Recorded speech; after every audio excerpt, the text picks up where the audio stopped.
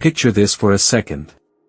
You're at a red light, windows down, city buzzing, and next to you pulls up something compact, aggressive, and low-key intimidating. It's not trying too hard, but it definitely wants smoke. You hear that subtle growl, you notice the stance, and before the light even turns green, you already know, yeah, that's not your average hatchback. That's exactly the vibe BMW is chasing with the upcoming 2026 BMW 1 Series M135, and honestly, it might be one of the most slept-on performance cars coming to the scene. And today, we're breaking down everything: the looks, the interior glow-up, the hybrid power move, the driving attitude, how it stacks up against older M135s, and whether this thing is actually worth your money in 2026. So stay locked in, because if you're a BMW fan, or even just a hot hatch lover in general, this one's got some opinions attached. Now let's be real for a second. The BMW 1 Series has always been kind of that underrated kid in the family. It never screamed for attention like the M3 or M5, but people who knew. The M135 especially has always been that quiet flex car. Not flashy, not overdone, but fast enough to humble a lot of bigger names. And with 2026 coming in hot, BMW isn't playing it safe anymore. They're switching things up in a way that's bold, a little controversial, and honestly, very 2026. First thing you notice when you see the new M135 is the design. BMW went sharper, cleaner, and way more aggressive than before. This thing looks planted. The front end has that updated BMW face, slimmer headlights, more attitude in the grille, and an overall look that feels modern without going full spaceship. Some people are gonna love it, some people are gonna say, BMW lost the plot. And that's exactly what I wanna ask you: do you like the new BMW design language, or do you miss the older, simpler look? Drop that in the comments, because BMW fans always have strong opinions on that one. The body lines are tighter, more athletic. The car looks lower even when it's just sitting still. Those wider fenders give it that muscular stance, like it's flexing without even trying. The rear end is where things really get spicy though. The taillights are slimmer, more modern, and that rear diffuser actually looks functional instead of just decorative. Quad exhaust tips are still here, because let's be honest, if BMW removed those, the internet would riot. Overall, the 2026 M135 looks like it grew up, hit the gym, and stopped caring what anyone thinks. Now let's talk about something that has a lot of people arguing online: the powertrain. Yep, BMW is leaning into hybrid tech here, and before you freak out, relax. This isn't BMW going full boring eco mode. The 2026 M135 is expected to use a mild hybrid setup paired with a turbocharged engine, and the goal here isn't to make it slow or soulless. It's to make it quicker off the line, smoother in traffic, and more efficient without killing the fun. And honestly, that's kind of the sweet spot in 2026. What's cool about this hybrid setup is how seamless it's supposed to feel. You're not driving around thinking, oh, I'm in a hybrid.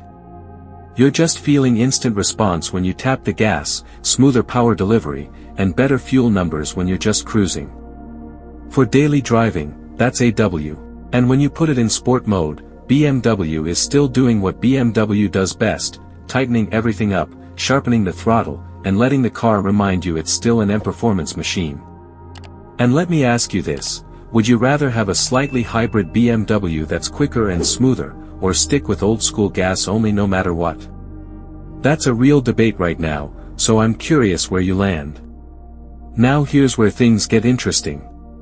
BMW has been hinting that the 2026 M135 isn't just about city driving anymore.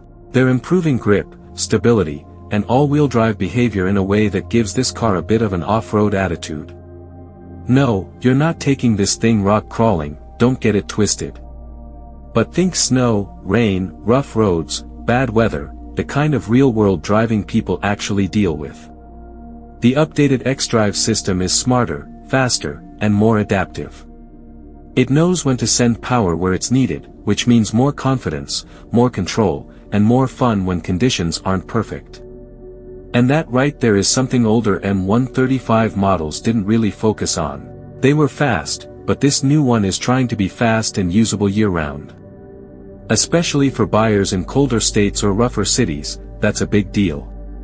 Step inside the car, and yeah, BMW cooked. The interior feels way more premium, way more digital, but still driver-focused. You get the curved display setup that BMW's been rolling out, crisp screens, smooth animations, and a layout that actually makes sense once you spend a little time with it. Physical buttons are fewer, sure, but BMW hasn't gone completely touchscreen crazy like some brands. Climate controls, drive modes, the stuff you actually touch while driving, it's still intuitive. The seats are sportier, more supportive, and honestly more comfortable for long drives than before. The steering wheel feels thick, meaty, and confidence-inspiring. Ambient lighting is customizable, so yeah, you can set that mood depending on whether you're cruising late at night or flexing on a weekend drive. And the materials feel upgraded, softer surfaces, cleaner trims, less of that cheap plastic vibe some older models had. Now here's a question for you, do you care more about interior tech or driving feel? Because BMW is clearly trying to balance both here, and not everyone values those equally. When you compare the 2026 M135 to older generations, the difference is pretty clear. Older M135 models were raw, fun, and almost a little rough around the edges. This new one feels more refined, more mature, but not boring. It's like BMW took feedback from real drivers and said, okay, let's make this thing better to live with without killing the soul. Performance-wise, it's expected to be quicker than the outgoing model, especially off the line. Handling should feel tighter thanks to chassis updates and better weight distribution. And the hybrid assist helps smooth out power delivery in a way older models just couldn't match. Pricing is always the big question, right? While official numbers aren't locked in yet, expect the 2026 BMW M135 to land somewhere slightly higher than the current generation. That's not shocking, new tech, hybrid systems, better interior, inflation, all that fun stuff. But compared to rivals, it should still come in competitively. You're getting a premium badge, real performance, and daily usability in one package. So here's the big question, would you take the 2026 BMW M135 over something like a hot hatch from Audi, Mercedes, or even something Japanese with a more raw feel? Or is BMW's mix of tech, luxury, and performance exactly what you're looking for in 2026?